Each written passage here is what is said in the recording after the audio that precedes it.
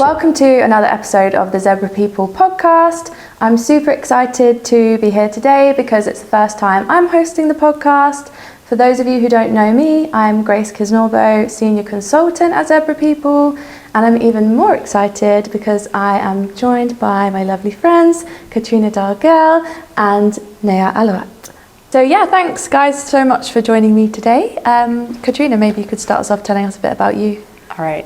Thanks, Grace. I'm so happy to be here and see you again. And it's nice to meet you too, Neha. My name is Katrina Dargel. I'm a lead UX researcher and workshop facilitator. I help companies innovate, strategize, and create more efficiency with products using workshops. Thanks so much, Katrina. And Neha? Hi. Well, I'm equally excited to be with both of you here today. My name is Neha. I am a user research and strategy leader. I have an extensive experience of working with global companies addressing their innovation challenges, leading research initiatives, and I am very, very excited to be talking about this really interesting topic today, how to empower women in UX research. Thank you for having me. Oh, you're welcome. Thanks for being here. So I know, when we kind of put our brains together about what we could cover, we sort of thought, empowering women in research, maybe to do with our career growth and looking after our well-being at the same time. So I guess for me, I speak to UX researchers all the time, almost daily, and I know that there are some, really amazing highs to working in the world of research because you're actually speaking to the users and finding out a lot about, the reason that the product's even there and who it's for. But I also obviously hear a lot about the other side and dealing with difficult stakeholders and, having to educate the rest of the business. And I know it can be really challenging at times. So I thought maybe we could just start off with you guys telling us a little bit about maybe some of those highs and lows and parts of your career which maybe are challenging or are rewarding. Shall I go first or do you? I can go actually because I'll build on what you were saying. The point that you brought around stakeholder challenges, that's definitely a critical one, especially in product orgs where researchers are deeply embedded in the product teams. And most often than not, at least in my experience, what I have seen is researchers, especially when you're young in your career, there's a lot of challenge they have in just ensuring that buy-in of their research insights. Most often than not, that is maybe because of the way insights are being communicated or not really understanding the business objectives and tying those insights to those business objectives. That's definitely, I would say, one of the difficult things that in your journey as a researcher you have to go through. Yeah, because I suppose when you're first starting out, things like business objectives is not something you'll have been around as much or thinking about as much. So I can imagine that being like a really difficult part to start getting into and digging into until you've got a little bit more pedigree in your research journey, I imagine. Yes, and I would add, as a UX researcher, even when I first started, I wasn't really familiar with the term. I was just UX designer. But when I started at the first agency that I worked at, which was actually in Barcelona, they asked me what I'd wanted to do if it was research interaction. And I was like, oh, there's this whole thing. And I realized that research was the one that fit the most. And just to add to that, a lot of the time, there's always a need for UX buy-in and UX research as well, because research is the foundation to build a really great product that does meet business needs and user needs. And a lot of the time it's forgotten.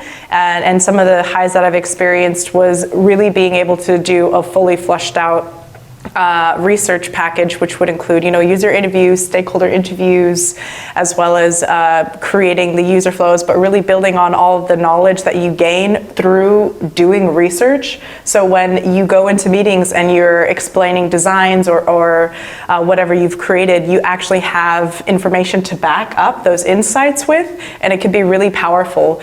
But at the same time, depending on the clients that you're working with, if they are open to user experience and research and understand the importance of it, they'll support you along the way. But there can be a lot of clients who are they don't really see the value. They just see the money at the end of the road and whatnot. But it's really the foundation of building a really great product and understanding who your users are and how your product can shape the business needs and create the outcome that they're looking for.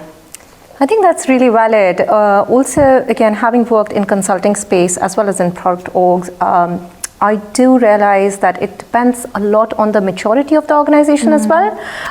In some setups, despite, immaterial of the size, whether they are a small setup or a big setup, sometimes it's really hard to have that buy-in. On the other hand, even if it's a small setup, they are just so deeply motivated by user motivations, understanding user behaviors, that there is so much more buy-in of research in those kind of organizations. It really depends on what kind of people, what kind of teams, what kind of organizations you're working with. But of course, each represents or turns around, comes to you in a very different way in the kind of challenges it may present. So yeah, you mentioned there about kind of working in a consulting group. I guess that leaves me wondering kind of what have been the differences for you in terms of challenges, maybe working in different sized companies, and maybe is there research you've been doing somewhere which hasn't been used, and how has that felt, or anything similar to that? Yes, so I've had experience in large corporates to just startups, and I would say there's pros to cons to both. So when you're in corporates, typically, or corporate agencies and working with corporate companies, they tend to have a lot bigger budgets. So you can be brought in for a project and do a lot of work for them, but then at the end of the day, it just never sees the light of day. And I can't lie to you, it is a bit it just feels like it kind of sucks your soul a bit because you've just put so much hard work and love into something. But there are also pros to that as well, because you can have a lot more exposure to different projects and different industries. Even just my experience in consultancies, I worked across like aerospace, motor companies, or automotive industry, e-commerce, hospitality, just to name a few. So it gives you an opportunity to get a lot more exposure to different environments, and you can decide what industries you like the most. But I will say the most commonality there is that if it's still a large corporate organization, there still can be a lot of hierarchy. So hopefully the client that you're working with is open to and respects the work that you're doing, and that way your project can really progress a lot more, and that feels really good. And thinking as well about it, I suppose another difference that you two might have kind of found in challenges, or something we could touch on, is obviously, Katrina, you've been doing a lot more in the contracting space, whereas Neha, you've been a research manager for a while. So I guess, yeah, that might be something that we could dive into, that I guess people at home would probably be really interested in, is what have the challenges been like in the contract world compared to the permanent market, and what have the challenges been like acting as a research manager rather than so hands-on? Okay, so there are two elements to this question, and I'll take the second one. When you sign up yourself to be a people leader or to be in a role which requires to manage people, the equations at play are very, very different compared to when you are an individual contributor in a product organization. That might be true even for smaller setups, actually, where you're managing people versus you're leading initiatives, you're leading specific projects. And I would say the biggest difference has to be in when you are a people manager, you're contributing to the growth of the organization, and your KRAs or OKRs, typically that's the term, or those are the keywords, key phrases that you would hear in product orgs. They're closely tied to the org's OKRs. Whereas when you are an IC, when you are an individual contributor, that is, your sole focus is on the product area that you're working on and you're focusing on, which naturally means all the work that you're doing is to either improve, bring significant improvements in that product area, or to challenge some of the decisions that are being made in that product area, product decisions, design decisions, through those insights, of course. So I would say that's one of the main differences in the two roles. So what advice would you maybe give to someone thinking about moving into management who hasn't quite done it yet? Are there any key bits of advice that come to mind? I think this is an interesting question, and especially people when they are in mid-careers, mid-weight researchers, that's a question that is maybe on minds of most of the people. And it's only obvious because you feel like a lot of times people have this concern that maybe career progression means moving into people leadership. That might not always be true, especially in bigger orgs where the career ladders are very well defined. There are usually parallel career tracks, and moving or climbing up the ladder as a people manager doesn't necessarily mean you can't do that as an IC contributor. So to what advice I would give, I think you would need to be really clear about what motivates you. Is it the hands-on work? Is it really improving or changing those product decisions that you're most passionate about? Or are you most passionate about people and organizations? And I think that there's a fine line, there's a lot of overlap, but there's also a fine line. And if you start understanding that, that is really good. And I think the best way to do is just talk to people who are in those roles to really understand what each one means. Yeah, and then I guess circling back, because I did that as quite a double-ended question, but to you then, Katrina, in terms of working in the contracting world, I know there'll be a lot of people watching this who've been thinking about contracting. What advice would you maybe give to them if that's a route they want to take instead of, staying in perm and managing, etc.? So I would just wanted to add a bit to what Neha said. So I initially started as a UX research consultant at an agency, and I learned a lot from working within teams. So when I was stuck on something, there were people around, and I really felt that gave me a really strong foundation for research, knowing when to use certain methods to apply to projects. So I would say having a foundation of experience there really gave me the confidence to pursue contracting, because as I'm sure many people know, working in companies, there can be a lot of politics or other things that you may not like or agree with. So contracting is nice because you're this external person coming into their environment, and you're an expert or wherever you are in your career, and you can just kind of focus on whatever the role project that they're giving you, because typically they put you on a project, and then if they have more, they'll continue it with new projects depending on where you're at and where the company's at. And I really like that, because then I could just kind of focus on one thing, and there wasn't the other sorts of trainings you needed to do or other stuff that the company requires you to do as an employee. But I will say there's always pros and cons to everything. And 100%. Yeah, and as much as I love contracting, because obviously there's a lot more incentives with regards to like compensation, which is great.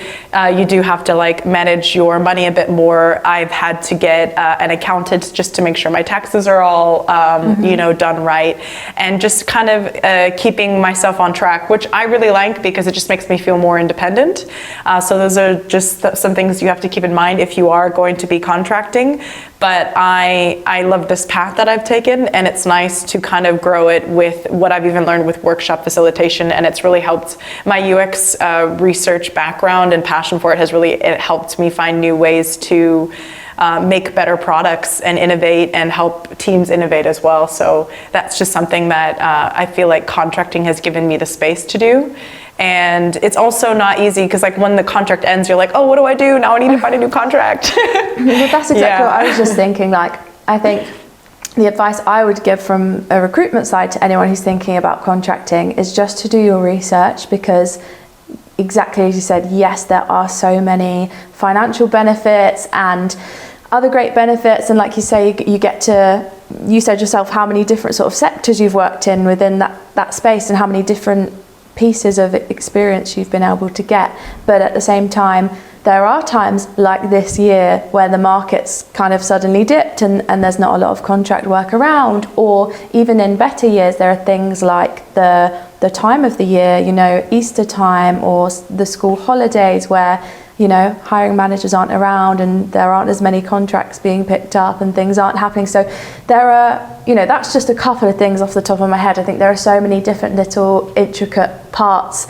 of making up that whole year, and sometimes you just have to be a little bit smart about the way you're doing things. So I think, I do have to add one more thing to this. I think largely it also boils down to the kind of person you are, what motivates you as an individual. Maybe this is a setup that works best for you, maybe another one works best for you. And I think it's only when you've tried both that you can really say what inspires you most, or maybe you're in a phase in life where one might seem to be more attractive or lucrative to you in that moment.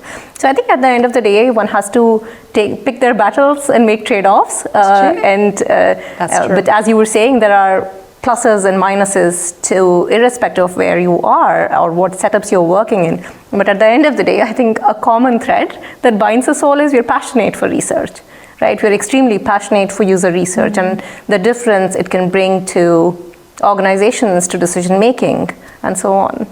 Yeah, and I'd like to add, depending on the organization that you're at, even doing doing contract UX research roles has been great because they know the value that I'm providing. They know what to expect from me. I know what I can provide to them, which is really great. And then I can just focus on just doing my work. And I really enjoy that because I love doing UX research, connecting with people. That's why I fell into this role in the first place. And yeah, like what Neha said, there's pros and cons to everything. It really just depends on you and your personality. Doing the UX research has been, the contract has been great because now I have, when a contract ends, I have some time to myself to, I don't know, do what I need to do. If I want to upskill, I have more time to study. If I have, want to run some errands or do things or go on a trip somewhere, it's actually quite nice. But, also having a full-time job has a lot of perks as well. But, and maybe, who knows, maybe in a few years I'll go back to full-time. But for now, I'm just riding this, contract wave. And even what you said, Grace, yeah, there are times when I was even first looking for a contract for the first time, I was like, oh, I don't know what I'm doing and just navigating it. But the nice thing is like even working with you and other recruiters is like, everyone's been so supportive and like really helped me as well. So there's a lot of information that you can get either by talking to someone like me or someone else that can really help you. Because when I first decided to do contract work, and I was working in a corporate, there was another guy who was a contractor there, and he just gave me all the info. He's like, if you do a contract, you got to open a company, and if you can open a company, you can make your company have health insurance so that you can be insured. You can get a car, like an electric car with a stipend and all these little perks that you never would have thought of. And it was just nice that I just told someone that I'm interested in this, and they were just supportive immediately. And that was still while I was working in the corporate and kind of had given my notice. So yeah, there's a lot of resources out there that can help support you, and just know that you're not alone. And if it doesn't work out and it's not for you, at least you tried, because it's like what Neha said, like you can try both and see what works best for you, but it depends on what motivates you, what kind of person you are, if that's what you want. And that's my perspective on contracting. And maybe there is merit to discussing the middle path here, which is a lot of my colleagues who are not really working in embedded teams, but they find a great joy in working for agencies, working as researchers, which allows you that change. You're working for a different client from a different sector every other day, and that is very motivating for a lot of people. So again, like Katrina was just saying, eventually it just boils down to what is motivating for you. It's also very unmotivating for other people because they don't like that fashion. So everything goes back to what you said. It's really about having that conversation with yourself, I think. Yeah, and again, not just with yourself, but talk to other people. Like, I think there is so much that you can learn from people who already have gone through that journey. Exactly. And I think that's something that a lot of us shy away from. We don't really engage in those conversations, but there's so much to be learned just by starting that dialogue with somebody. And I remember my conversation with you when I was trying to find out a lot more about contract work in the UK, because again, in every country there is a different way to go about these things. But those conversations, as I was saying, they might be an eye-opener for you, and they might just influence your decisions in a way that you wouldn't have thought about previously. And I think that's kind of one of my favorite things about working in kind of the UX field in recruitment, is that everyone is so friendly. Everyone I talk to, they just love what they do, and all they want to do is talk about it. So it makes my job easier, and it just makes all of those conversations so much better. So I think I would definitely echo that from what you're saying, is that if people out there are unsure about things, reach out, ask someone, because actually people are really willing to share and help you along in your journey. So yeah, I totally agree. So I guess it would be interesting as well to know then, with sort of all these ups and downs, all these different things to think about, all these different routes you can take within your career, how have you kind of have you ever come across a time where you're kind of burning out, and how have you handled that? Is that something you guys have ever experienced? Quite a few times, actually. I'm not proud to say that, and don't recommend that to anybody. And I think, again, this is so personal, but one of the main reasons, in my experience, again, I'm speaking from a personal viewpoint here, is not really knowing where to stop or where to draw those boundaries. And this is something so difficult, especially early in your career. And if you are somebody who's very, very passionate about getting to something, most often than not, you do not really recognize that you're heading for a burnout until it's too late. This is, again, a learning that I think didn't come easy to me. And I did have some setbacks where I fell ill because I completely burnt myself out, or maybe there were times when I had to have that pause and really reflect on what am I doing, where am I heading, and what do I want to do next. And I would say, rather than waiting for that burnout to happen, have that dialogue with yourself often, as opposed to really waiting for that period and waiting until it's too late. I remember actually, Katrina, when I came to one of the Triangles events, which you kind of co-run, I remember one of the women in your panel giving some really good advice, which I took, which was to, similarly from what you said there, make sure you're not getting to that point of burnout, because it really can creep up on you before you even know you're there. This person's advice was to, instead of doing what I was definitely guilty of, is saving up your holidays and not wanting to use them for no reason, take that one day where you have no plans, go and sit out somewhere in the sun, read a book, do absolutely nothing with that day. It's not a waste of a day, because those small pauses in between, they are preventative of that burnout that may eventually come. So I think that's a really good piece of advice. But I also think from my side as well, this year, I think I took that a bit too literally, and I did so many little days here and there. And now I've started to get, not burnt out, but when you're just starting to feel I'm really tired. And I realised that's because I haven't had a whole week off in the whole year. And now I'm like, okay, we're mid-September now. And actually I think you need to take both those pieces of advice. Have the little preventative days, but also make sure you're taking off a solid time where you're not thinking about work and you're not 100%. Looking at your laptop as well. Yeah. Being able to completely disconnect and switch off is as important as having those little pauses. So that's a great point there. Yeah, I couldn't agree with you more. I remember that panel, and I started to take that girl's advice as well. But I think it's so important that you do take pauses every week, just to kind of reflect within yourself, because it's just so easy in this day and age to just keep going, and then not taking any pauses or just distracting yourself so much, where you don't really have time to reflect of how am I really feeling? What's really going on? And one thing that helps me reflect more on that, or just kind of, I try to do day to day, but I'm not perfect at this, but I try to meditate. So when I wake up in the morning, I take a shower, and then I just sit on the ground or on my bed, and I try to meditate between 10 and 20 minutes.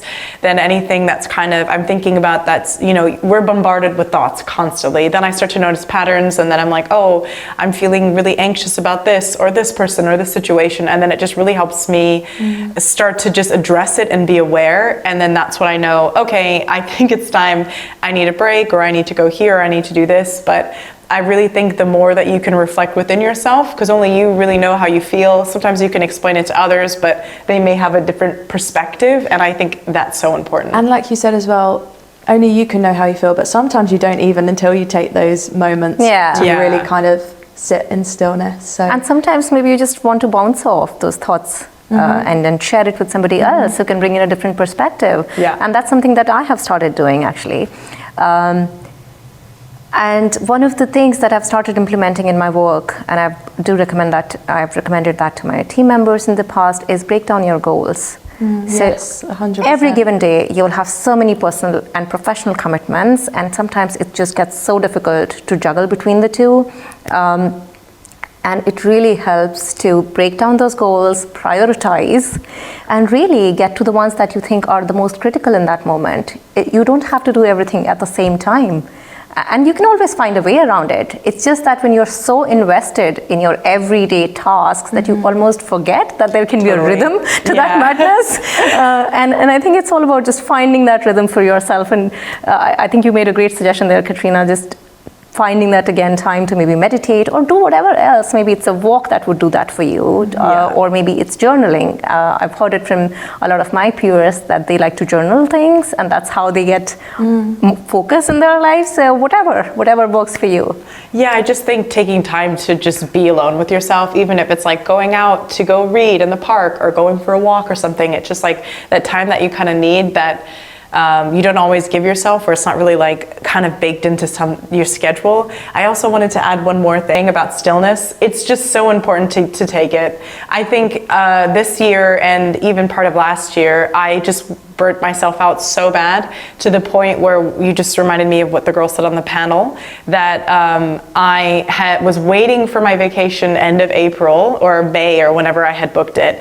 And it actually got to a point where I just had to take it like immediately, and thankfully we were at a part in the project that I was on that it was okay for me to just take a week off, and I switched off. And I remember I went on a trip to Morocco with my friend, and as soon as I got there I just couldn't even talk to her because I was so exhausted mentally from just everything. Overloaded. Oh my God. God. And trust me, like, you do not want to get to that point. So just try to give yourself the space so that if you know you need like some space or stillness, if you give it to yourself regularly, it won't get to that point. And it's not. A friend actually recommended something to me, and I'll quote them. They said, bring in that ritual in your life, whatever that ritual may be for you. And again, can't emphasize enough on this, don't wait for something massive to hit you before you realize, oh my God, I wish I had reflected on this sooner. And there's always time and space that it's again, you need to prioritize yourself to be able to do better and best in your work, in your personal life. And I think it just boils down to really reflecting and re-reflecting, revisiting your decisions and where you're moving and why. I think also, in design and especially research, from everything I hear, so much of your time is spent like really trying to champion for yourself, and even before you're even doing your work, you're educating other people about what it is you actually do and trying to, reinforce why you're there. So I can imagine more so than ever, this is the time when you need to be mindful of these things and checking in with yourself. I was just actually thinking about the recent flux that the industry is facing, especially for researchers. A lot of researchers I know I've been speaking with are questioning their field and their choice of profession itself right now, which can be so demotivating. Imagine you're having to think about your years of work, years of that commitment that you have had to a line of work, and suddenly you're questioning if you're in the right field even. But again, to what you were saying, you should know what your long-term goals are and what your short-term goals are. Because if you know where you want to go in the long term, you would not be so demotivated by these short-term challenges that might come your way. I think that's, again, really important to really understand, and again, having more information, being more aware of where the industry is heading and what it might mean for your profession can play a huge role here. Yeah, because I know a lot of people in research have been made redundant recently, and it seems to be when the economy isn't as great. Like now, research is sometimes the first out the door, and so I can imagine, like you say, there are so many small challenges that would kind of make you want to give up on the long term. So I think that's a really good point. I think coming off the back of that point as well, it'd be really interesting to know from you guys, what are your kind of green flags and red flags when you're looking for a role? So many challenges we've already covered. How do you two each personally go about working out if that is the right company for you? So I would say finding the right company working for me, I just want to be clear about what my values are to myself first. obviously if you're applying for a job cold or you get a call, you need to have like chat with either recruiter or someone on the team to get a feel for them, and to really start to notice red flags of, you know, you have your own intuition and how you feel about the interaction you're having, the answers that they're giving. And I have an example of a green flag and a red flag. So I'll start with the red flag first. So I used to work at another corporate, and throughout the interview process, it felt really rushed. I think they were just desperate to have, you know, UX people on their team. And I felt like we had 3 interviews. I was trying to ask more about like their working culture and other things that were important to me. So I never really feel like I had the time to ask them the questions because they were just so busy, and also have a chance to really think about, is this the right fit for me? Because I was applying for a few jobs at the time, and in the end I ended up working as a UX like designer rather than a researcher, because maybe I wasn't clear in my communication of what my skill set was and what I like and want to do, and they weren't clear on exactly what my role would be. So then I ended up working there, and I just became quite unhappy because I wasn't doing the part of like the UX process that I love the most, which is research, speaking with people, building a foundation to build a really great product, and that just sucked. So you just need to make sure, if you are, you know, interviewing at a company, be really clear about what you want out of your job, if you want to learn, if you want to grow, how your relationship will be with the person, like your manager, your team, things like that. And just, you know, an interview is 2 people talking. You have as much power as they do. It's not just about them and like, oh, I really want this job. Like, really think about them. Is this the right fit for you? Is this going to get you to your long-term goal or your short-term goal? And do you feel right with these people? So that was like red flag, and something I learned, which I brought into the next place that I worked at. And one of the questions was, they seemed really great actually with all the interviews. It was actually another short process, but since this was like a contract role, it's just different the way that you interview, because if you work for a big company or a small company, whatever, and you're going to be on there full time, they're going to have a different process. And contract roles, they typically want you to start like ASAP. So with the role I did, I just was like, what's most important to me? I wanted to feel heard and listened to. I want to have good communication and collaboration with them, and I wanted to know if we'd go on site, because I was just kind of sick of the whole remote thing.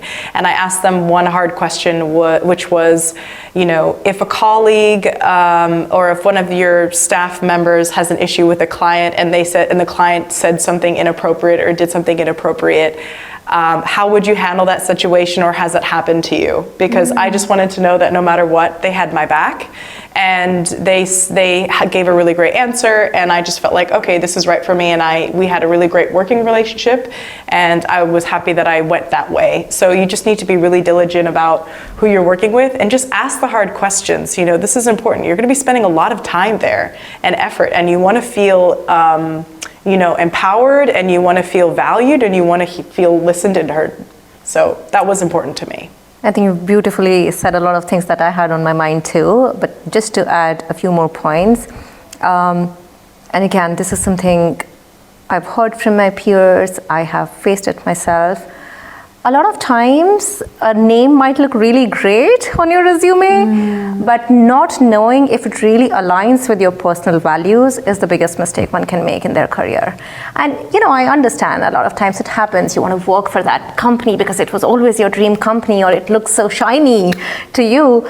And when you find yourself there, you might find yourself in a position that, hey, this is not something that motivates me. And you start dreading that Monday morning. And you want to be really cautious about it. And like you said, I think a very valid point, do your research, speak to people, understand what their business is about, understand if that's the kind of business that you want to be a part of.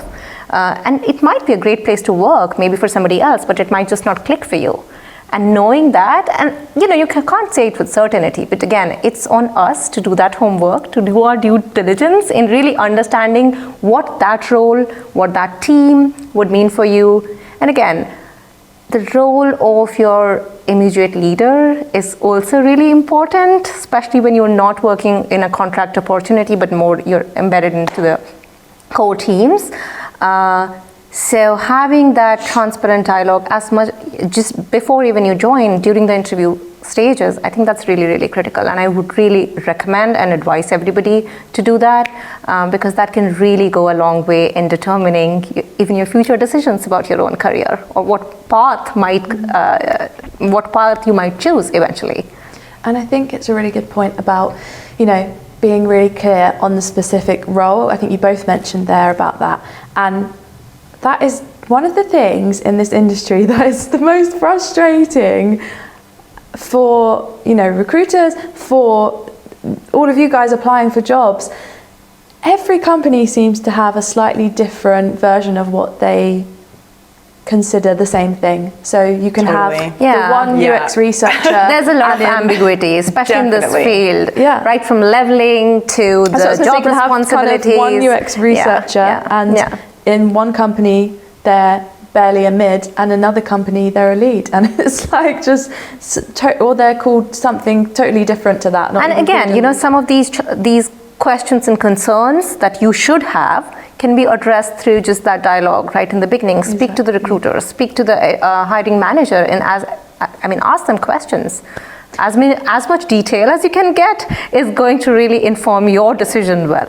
And I think before you've even got to the interview stage as well, like people, especially women, as we know, will be less likely to apply for something because of the way it's titled. Oh my God, happens so all true. the time. All the time. That's even worse in this industry because the title is not kind of, leveled, as we said. Yeah. It can, we might look at it and think, oh, it says lead, it's going to be something way bigger than I'm capable of, whereas actually that company just calls it that, but it's the same as what you've been doing in your current company. So yeah, I think if there's one learning that I have had as a woman in my career is don't undersell yourself. A lot of times I've found myself, this is something that I've seen in my own teams when I'm hiring, and just turn the tables around when I have been hired. Maybe it's conditioning, maybe it's something else, I don't know. We do tend to undersell ourselves, and that's something I feel requires a lot of work, within yourself. And again, you need to uplift other women too. And I feel very, very strongly about it. So stop underselling yourself. If there's one advice I can give, know your worth, know your value, and stop underselling yourself. And I just wanted to add to that. So love that, fully agree. And one thing I'll give as a takeaway that you can do is if you do want to feel more worthy and more confident, I also love journaling as well, but it's important that you journal those positive things about yourself. What you think is what you become, and the more you write it, the more real it becomes. And I feel like I've actually written in my journal or written affirmations of I am a strong woman, I am this, I am that, I shine bright or something. And I've actually had people say the things that I wrote in my affirmations to my face to describe me as. Wow. And it's very powerful. So if you want to feel more empowered and stronger, just think about how you want to be presented, and then when you have the chance, take that action to feel that way, to feel okay, I am this, and then you do an action, and then you are that. And I've really felt that's helped me propel myself even to where I am now.